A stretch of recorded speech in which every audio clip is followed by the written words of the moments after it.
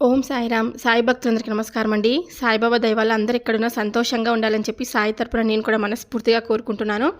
ఈరోజు వీడియోలో సాయి పిలుపు ద్వారా మనకు వచ్చినటువంటి సందేశం ఏంటంటే, ఈరోజు సాయంత్రం 5 నుంచి 7:30 అంటే అమృత గడియల్లో నిన్ను వెతుక్కుంటూ వచ్చే నీ బంధాన్ని స్వాగతించి తప్పకుండా నువ్వు ఒక ఊహించినటువంటి అద్భుతాన్ని చూస్తావని బాబాగారు మనకి ఈరోజు ఈ సందేశం ద్వారా కొన్ని విషయాలైతే తెలియపరచాలనుకుంటున్నారండి.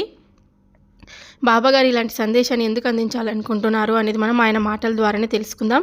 వీడియో మొదలుపెట్టే ముందు ప్రతి ఒక్కరిని ఒక చిన్న రిక్వెస్ట్ అండి. ఈ సందేశం కనుక మీ అందరికీ మనస్ఫూర్తిగా నచ్చినట్లయితే తప్పకుండా మన వీడియోకి లైక్ చేసి మరికొంతమంది సాయి భక్తులకైతే షేర్ చేయండి. కొత్తగా మన ఛానల్ని ఎవరైనా చూస్తుంటే కనుక తప్పకుండా సబ్స్క్రైబ్ చేసుకొని సపోర్ట్ అయితే ఇవ్వండి. ఎలాంటి సమస్యలు కష్టాలు ఉన్నా కూడా నాకు కామెంట్ అయితే రాయండి. నేను గుడికి వెళ్ళినప్పుడల్లా మీ పేరు చదివి తప్పకుండా ప్రేయర్ అయితే చేయిస్తాను. ఇప్పుడు బాబాగారి సందేశాన్ని వినే కన్నా ముందు చాలామంది ఎక్కడెక్కడో జాతకం అనేది చెప్పించుకుంటూ ఉంటారు. కొంతమంది ప్రయోజనం పొందింటారు, కొంతమంది ప్రయోజనం పొందక చాలా బాధపడుతూ ఉంటారు కదండి. కానీ ఈ గురువు గారి దగ్గర చూపించుకున్న ప్రతి ఒక్కరికి కూడా చాలా మంచి జరిగిందండి. చాలా నమ్మకమైనటువంటి గురువు గారు అనమాట. చాలా నమ్మకంగా చెప్తారు. మన జీవితంలో మనం ఎదుర్కొంటున్న సమస్యలు వాటన్నిటికీ చక్కటి పరిష్కారం లభించేలాగా చేస్తారనమాట. షిరిడీ సాయిబాబా ఆశీస్సులతో మనకి జాతకం అనేది చెప్తారండి ఈ గురువు గారు.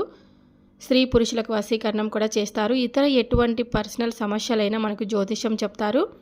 వీరి నెంబర్ వచ్చేసి 8886784446. ఫోన్ ద్వారానే మీకు జ్యోతిష్యం చెప్తారండి. ప్రేమ సమస్యలు, పెళ్లి సమస్యలు, మనోవేదన, ఇంకా శత్రు సమస్యలు, పిల్లల పొరపాట్లు, భార్యాభర్తల మధ్య సమస్యలు, విడాకులు, ఇంకా ధన సమస్య, మీ జీవితంలో ప్రతి ఒక్క సమస్యకి గురువుగారి దగ్గర పరిష్కారం తప్పకుండా లభిస్తుంది. ఏ సమస్య ఉన్నా కూడా గురువుగారికి తప్పకుండా కాల్ చేయండి. నమ్మకంతో ఒకసారి కాల్ చేసి చూడండి. సమస్యను చెప్పుకోండి. సమస్యకు తగినటువంటి పరిష్కారం పూజలు, పరిహారాల రూపంలో చాలా చక్కగా వివరిస్తారు. చాలా నమ్మకమైనటువంటి గురువుగారు. మీకు నమ్మకం ఉంటే కనుక తప్పకుండా ఒకసారి కాల్ చేసి కాంటాక్ట్ అవ్వండి. ఇప్పుడు బాబాగారి సందేశాన్ని విందామా మరి. ఈ బాబా ఎప్పుడు మిమ్మల్ని పరీక్షిస్తున్నాడని మీరు బాధపడకండి. కాలం పెట్టే పరీక్షలకు అందరూ అతీతులే. తప్పకుండా ప్రతి ఒక్క జీవి కష్టాలను అనుభవించక తప్పదు. కష్టాల వెనుక ఉన్నటువంటి సంతోషం చాలా గొప్పది. ఆ సంతోషం కూడా నీకు దక్కబోతుంది. ఈ అమృత గడియల్లో నువ్వు నీ జీవితంలో ఒక ఊహించినటువంటి అద్భుతాన్ని తప్పకుండా చూడబోతున్నావు. ఒక మనిషి కష్టం వచ్చినప్పుడు ఎంత కుమిలిపోతాడో, ఎంత నరకాన్ని అనుభవిస్తాడో ఆ బాధ నాకు తెలుసు. కానీ నీ కష్టానికి తగినటువంటి ప్రతిఫలాన్ని ఈ బాబా నీకు తప్పకుండా అందించబోతున్నాడు. అది ఎప్పుడో కాదు, ఈరోజు సాయంత్రంలోపు నీ జీవితంలో నువ్వు ఏదైతే కోరుకుంటున్నావో ఆ కష్టానికి తగినటువంటి ప్రతిఫలాన్ని నీకు తప్పకుండా అందివ్వబోతున్నాను. నిశ్చితంగా ఉండు, సంతోషంగా ఉండు, బాధపడకు. ఎందుకంటే బాధపడడం వల్ల నీకు అనారోగ్యం ఉంటుంది తప్ప ఆరోగ్యం అనేది బాగుపడదు. ఎప్పుడు కూడా అనారోగ్యం పాలవ్వడం వల్ల నీకు ఇంకా కష్టతరం అవుతుంది ముందు రోజుల్లో. అందుకే ఎంత కష్టం ఉన్నా ఓపికతో కొంచెం వేచి ఉంటే చాలు. మన జీవితం చాలా సంతోషంగా, ఆనందంగా ఉంటుంది. కష్టాల్లో ఉన్నప్పుడు ప్రతి ఒక్క జీవి కుప్పకూలిపోతాడు. కానీ భగవంతుడిపై దృష్టి నిలిపితే ఆయన మీలో ఉన్నటువంటి శక్తిని మేలుకొలిపి మిమ్మల్ని జాగ్రత్తగా నిలదొక్కునేటువంటి గొప్ప దారిని చూపిస్తాడు. అదే ఇప్పుడు నీ జీవితంలో కూడా జరగబోతుంది. ఎప్పుడు కూడా ఎన్నో కష్టాలను, సమస్యలను ఎదుర్కొన్నావు, బాధపడ్డావు, ఎంత బాధను అనుభవించావో అది కేవలం నీకు మాత్రమే తెలుసు. నీ బాధ ఇతరులకు చులకన కావచ్చు. నిన్ను ఎప్పుడు కూడా మంచిగా చూసుకోవడం లేదు అని ఇతరులు నిన్ను నిందించవచ్చు. కానీ ఆ కష్టం వెనుక ఉన్నటువంటి బాధ, ఆ కష్టం వెనుక ఉన్నటువంటి దుఃఖం కేవలం నీకు మాత్రమే తెలుసు. కాబట్టి నువ్వు ఏమీ బాధపడద్దు. ఎవరో నిన్ను ఏదో అన్నారని అసలు ఇంకేది కూడా ఆలోచించొద్దు. ఆ కష్టం వచ్చినప్పుడు, లేదంటే సమస్య వచ్చినప్పుడు, లేదంటే ఇంకేదైనా కానీ అది మాత్రం కూడా నీ మనసుకు బాగోలేనటువంటి పరిస్థితులు ఎదురైనా కానీ భగవంతుడు నీకు అండగా నిలబడతాడని తెలుసుకో. ఎందుకంటే ఎప్పుడైనా కానీ నిన్ను మనుషులు మోసం చేయవచ్చేమో కానీ, లేదా కాలం పెట్టేటువంటి పరీక్షలకు నువ్వు మోసపోవచ్చు. అంతేకాని భగవంతుడు మాత్రం నిన్ను ఎట్టి పరిస్థితుల్లోనూ మోసం చేసే విధంగా చేయడు. ఎందుకంటే నువ్వు ఆయన బిడ్డవు. ఆయన బిడ్డల్ని ఎప్పుడైనా మోసం చేస్తాడా? వారు బాధపడుతూ ఉంటే చూస్తూ ఉంటాడా చెప్పు? కాబట్టి ఇకనైనా ఆవేశంతో కాకుండా కాస్త ఆలోచన పెట్టి చూడు. ఆలోచించి జాగ్రత్తగా ఏదైనా కానీ ఒక నిర్ణయం తీసుకునే ముందు 1-2 సార్లు తప్పకుండా నిర్ణయం తీసుకోవడం వల్ల నీ జీవితం కూడా బాగుంటుంది. ఆవేశంలో నువ్వు ఆలోచించకుండా నోరు జారడమే, లేదంటే ఇంకేదైనా కానీ అతి ఆవేశంగా నిర్ణయాలు తీసుకోవడం వలన నీ జీవితాన్ని కొన్నిసార్లు నీకు నువ్వుగా చేతులారా నీవే పాడు చేసుకున్న వాడివి అవుతావు. ఇప్పుడు జరిగింది కూడా అదే కదా. అతి కోపంలో లేదంటే ఆవేశంతో ఎలాంటి నిర్ణయాలు కూడా తీసుకోవద్దు. ఇకనైనా కాస్త ఆలోచించి శ్రద్ధగా ఉండు. నువ్వు చేసినటువంటి తప్పులను భగవంతుడిపై రుద్దడం అసలు మంచి పని కాదు. ఎందుకంటే నీవు ఆవేశంలో అంటే నీకు కలిగినటువంటి ఆవేశం ద్వారా నువ్వు ఏవో కొన్ని నిర్ణయాలు తీసుకుంటావు, లేదంటే కొన్ని పనులను చేస్తావు. దానికి భగవంతుడైతే ఏం చేయలేడు కదా. నువ్వు చేస్తున్న పనిపై నీ మనసు కూడా నిలకడలేకపోతే ఎలా చెప్పు. నీకు ఎంతో జ్ఞానాన్ని ప్రసాదించినటువంటి ఆ భగవంతుని నువ్వు దూషించవచ్చా? నీ చేత భగవంతుడైతే ఏ పని కూడా చేయించడు కదా. ఏదైనా కానీ నీకు తెలియకుండా అయితే జరగదు. జంతువులకు లేనటువంటి జ్ఞానం భగవంతుడు మనుషులకు ప్రసాదించాడు. దేనివల్ల ప్రసాదించాడు? అది మానవులు జ్ఞానాన్ని తెలుసుకొని ఆలోచించేటువంటి శక్తి వారికి ఉంది కాబట్టి వారికి జ్ఞానాన్ని ప్రసాదించాడు.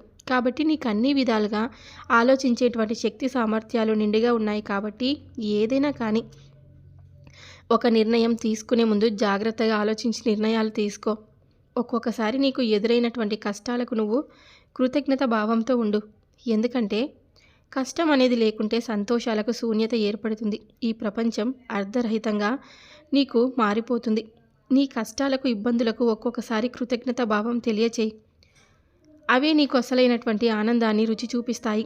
అప్పుడు నీకు కష్టం కలిగింది కదా, ఆ కష్టం వెనుక ఉన్నటువంటి సుఖం కూడా అతి త్వరలోనే రాబోతుంది. అది కూడా ఈ రోజున నీ కష్టానికి అంతిమంగా నేను ఒక గొప్ప తీర్పును ఇవ్వబోతున్నాను. దాని ద్వారా నీకు మంచి అవకాశం, అలాగే దాని ద్వారా నీకు మంచి లాభం పొందేటువంటి అర్హత కూడా నీకు రాబోతుంది. ఇకనైనా ఎక్కువగా ఏదైనా కానీ కోపంలో ఏ నిర్ణయాన్ని తీసుకోవద్దు. అలాగే కోపంలో ఆలోచించకుండా ఎవరిని కూడా ఏ మాట అనవద్దు. అలాగే నీ జీవితంలో మీరు ఒకటి కోల్పోయారంటే అది మీ నుండి దూరమైనట్లు కాదని అర్థం చేసుకోండి. అంతకన్నా గొప్పది ఇంకా ఏదో అద్భుతమైనది తొందరలోనే మీకు తప్పకుండా మీ ముందుకు వస్తుందని అర్థం చేసుకోండి.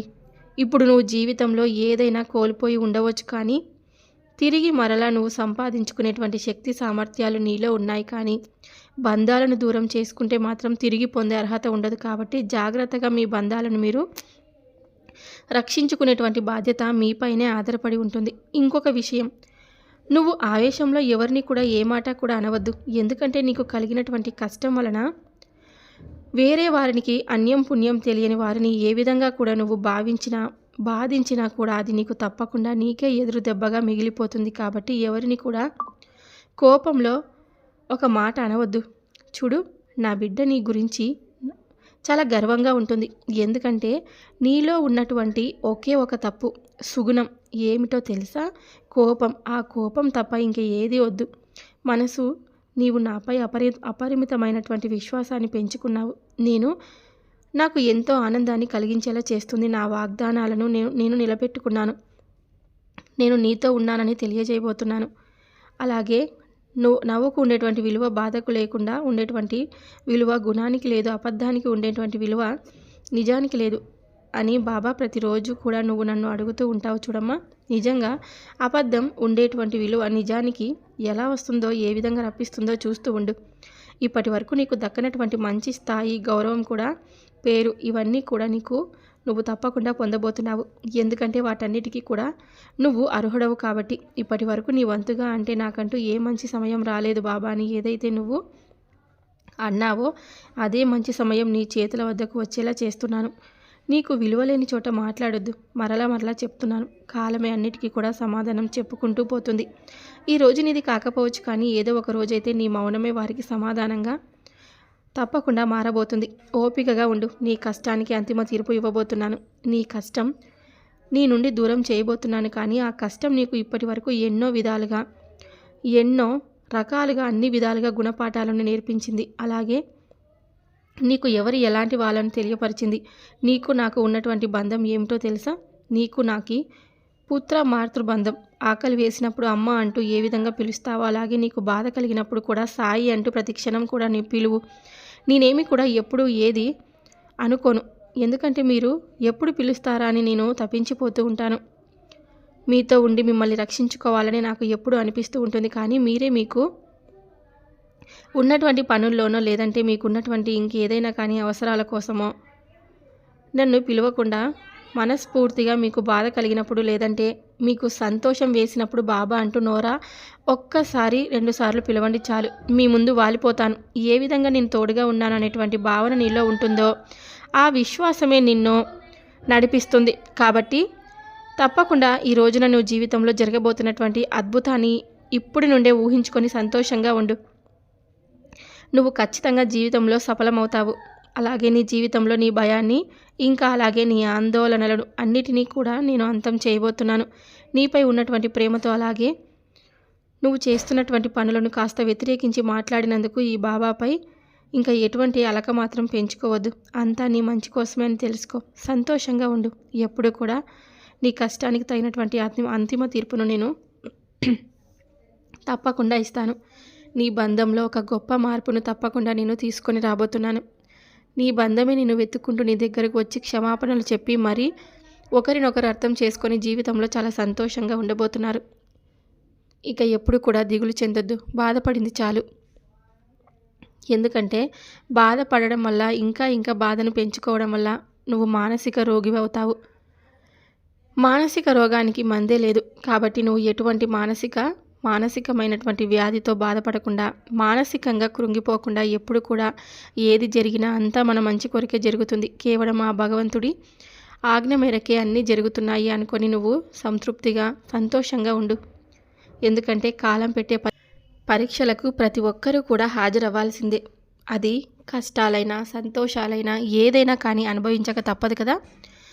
నీ మనసులో నువ్వు ఏ ప్రశ్న అయితే నీ మనసులో ఉన్నటువంటి ప్రశ్న ఏదైతే ఉందో ఆ ప్రశ్నకు సమాధానం దొరకడం లేదని చాలా బాధపడుతూ ఉన్నావు. కాబట్టి నీకు ఉన్నటువంటి ప్రశ్నకు ఈరోజు సమాధానం ఇవ్వబోతున్నాడు. అలాగే నీ విధిరాతను సైతం మార్చబోయేటువంటి ఒక మంచి శుభవార్తను, నీవు వినేటువంటి ఒక మార్గాన్ని నీకు తెలియజేయబోతున్నాను.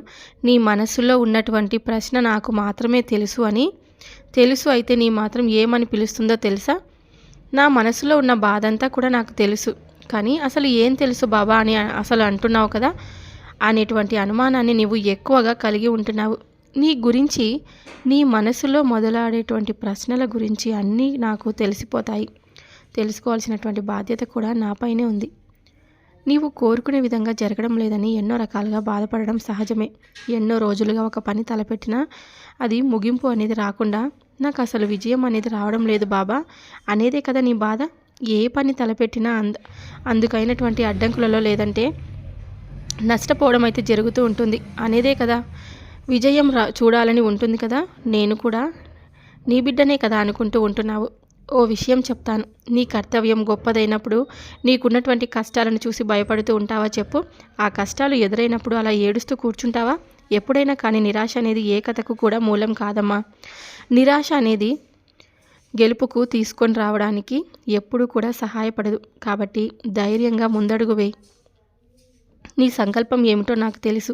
అది నెరవేరాలని నీ ఆశ. కాబట్టి నీ ఆశ, నీ కోరిక, నీకున్నటువంటి ఆశను నెరవేర్చేటువంటి బాధ్యత నాపై ఉంది. కాబట్టి నీ కర్తవ్యం కోసం, నీ సంకల్పం కోసం తప్పకుండా నువ్వు ఏం చేయాలో నీకు బాగా తెలుసు. కాబట్టి ముందుగా దాని గురించి నువ్వు ప్రయత్నించు. అప్పుడు నీకు ఫలితం వెంటనే రాకపోవచ్చు, కానీ తద్వారా నీకైతే ఆ ఫలితానికి నువ్వు ఎంతో ఆనందించేటువంటి బహుమానంలా నువ్వు భావిస్తావు.